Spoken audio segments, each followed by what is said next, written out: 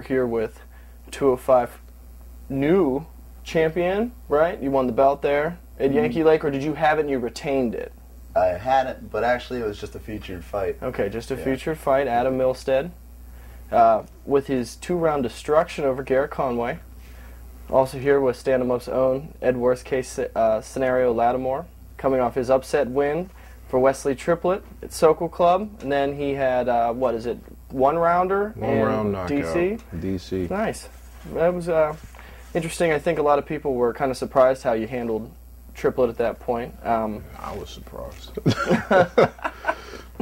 So, Adam, how'd you feel about your fight? I felt good, yeah. Pretty much I just did everything that I said I was going to do. I went in there and told myself I was going to stand up with him, and he wanted to stand, and that's pretty much how it went down. Yeah, it really did. I was very surprised by.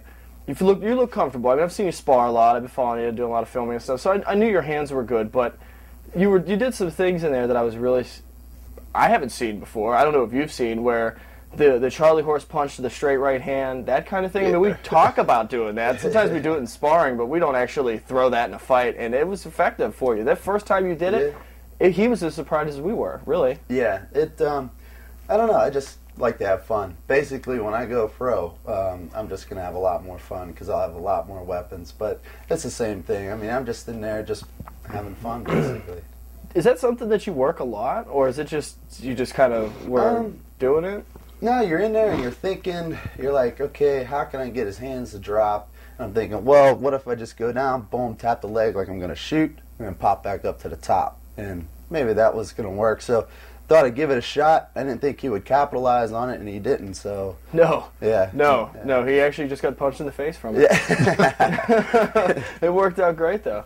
Another thing that I was really surprised by, and which is a great tactic, and we talk about doing it all the time, but most people don't do it, is the 10-second clap. You jumped on him, and I think I think when it's all said and done, that won it for you, because they had to go. I don't know if you. I cut it whenever I watched it. Okay, I had to cut it at that point, but they actually had to go and corral him and pull him back to his corner. He was out of it. I mean, surprised, hitting him at the end of the first. I was wondering how he even made it to the second. How the ref didn't stop it. He looked like he was about to drop while he was standing. Yeah, I felt it was a good feeling when I hit him a couple times. His face kind of molded around my hand, but no, it was. I was thinking when I was in there, and it just hit me. I was like, well, what happens when you hear this 10-second clap? You know, a lot of people, they start to relax. They start to think, okay, don't want to burn myself out now. Just going to relax and then wait out the last 10 seconds. So I was thinking, you know what? I'm just going to go in and pound it out. And if he does catch me while I'm going in, it's only 10 seconds. So I went in there, hit him, just ended up working. Yeah, it really worked. It really worked. I mean, I think, like I said, I'm convinced just from watching it live and then watching it over and over again, I'm convinced that won it for you, basically, because after that short 10 seconds, you could see it. It's exactly like you said. He relaxed, you jumped on him. Mm-hmm. He wasn't ready for it. He was, I mean, because I was right below his corner, and I was right when you guys were fighting. I was watching it, and you could see it in his face. You're hitting him, and he's just waiting for the round to end. He didn't even do anything. You've seen the fight. What did you think?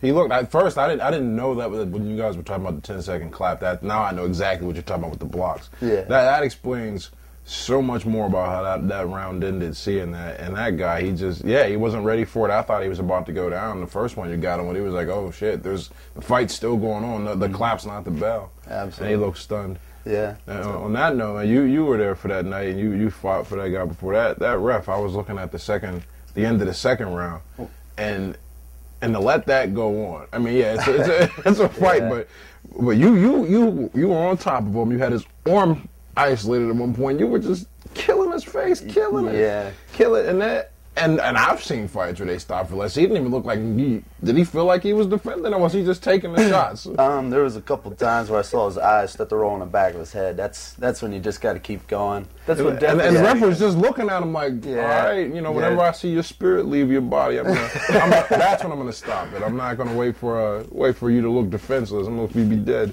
I think the whole idea behind that is we're both big guys. We're both 6'3". He was a heavyweight before he came down, so I think they were trying to let it go a little bit, and it was near the end of the round too, so the ref didn't want to call anything that would, save his life. Yeah, exactly. Essentially. So you know what? There's a couple things that I thought that were interesting out of that fight that I hadn't actually seen before, and one of them was the same stanza, the last 30 seconds of the second round. When you're hitting him, I was holding the camera, and my laptop that I do all the write-ups on was on the table off to the side, and it was the screen was actually flickering. And I'm holding this, and I'm like, should I get this in the shot? I don't know. And then when they stood him up and looked at him, I was getting ready to just throw a towel in for him. It was, hey, you know what though? He landed 2 nice shots. Got to ask you about that. How did you feel? The first one had me a little worried because it was early on. Yeah, I don't know. That was just I didn't keep my hands up or anything. Well, the first shot was a straight right hand. I think he seemed to me like pretty much a one-handed fighter. That's what he was looking for the whole time. He was waiting for you to engage, waiting for you to throw a little bit, and then just letting a power shot off. And the first one I thought was good. I mean, you really can't. The second one, I think you got caught because you were getting confident, kind of rushed in there. The first one was a slick punch. I mean, he kind of set it up. I have to go back and watch the tape again, but I'm pretty sure, you took it well. I mean, you dealt with it. That's some world-class type stuff. I mean, getting hit like that, getting caught with a shot early on, 30, 40 seconds into the fight. I mean, usually, if you're a new guy, new fighter, 5 fights and under, that's it. Yeah. That's the difference between winning the fight or just getting beat up. Absolutely. And that kid's tough. I mean, that's what he does. That's his game plan. He's going to come out and punch you in the face as hard as he can. How many fights does this guy have? This guy now he's 6-3. Okay, so he's not green behind theirs. Was he as slow as he looked? He didn't look slow. Slow is not the right word. It looked like your game plan was more automatic. You knew what to do and where to do it from. And he looked like, for most of the fight, that he was trying to find his bearings. Yeah. And I don't know if that was the result of taking shots or you've seen tape on him. What do you think? Is that? Well, for me, I mean, everything slows down when you're in the cage. I mean, everything really slows down. You're able to see a lot of things, especially if you spar a lot. You spar a lot. You take a lot of punches. And you spar with all the guys that I do. They're really fast. I love sparring fast guys. Once I get in there, I get up against a big heavyweight, and he's dropping down. That could be the problem. What I personally thought had a lot to do with it. I mean, he cut from 240 to 205. I've done that cut twice. And usually, when you make that kind of cut from heavyweight to 205, not lighter weights, the speed translates because you're fighting less weight, you're faster. But at heavyweight, that doesn't seem to be. It's just the power. They assume they'll hit harder. Yeah. Not to mention, you're cutting from 170 to 150. That's a little over 10% of your body weight. From 235 to 205, man. That's almost 20% of your weight. That's a lot, man. Absolutely. And I think that maybe his body just didn't get acclimated to the weight just yet. So especially if he was in shape. Yeah. If he was, a sloppy 240. Well, I mean, he walked in there. The first time I saw him, he was big. He was built like a defensive end, but he was big. He wasn't really cut, but it looked like he lifted weights and he's pretty big. But when I saw him that night when he weighed in, boy, he was pretty much flat. Yeah, he was kind of withdrawn a little bit. Yeah. But let's not get semantic about this. You put it on him pretty hard. Yeah. I mean, regardless of the weight cut, he was a live dog the whole fight until the beginning of the end of the first round, and then halfway through the second round, he was still competitive. I mean, he hit you with that right hand off. It was like a little short hook or whatever it was off the fence.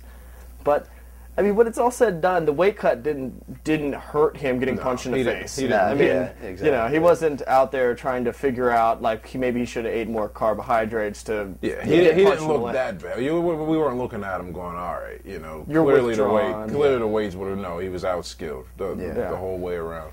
Not to mention that body kick in the first round. Yeah. Unfortunately, I didn't have the type of equipment to capture how loud that was. Yeah.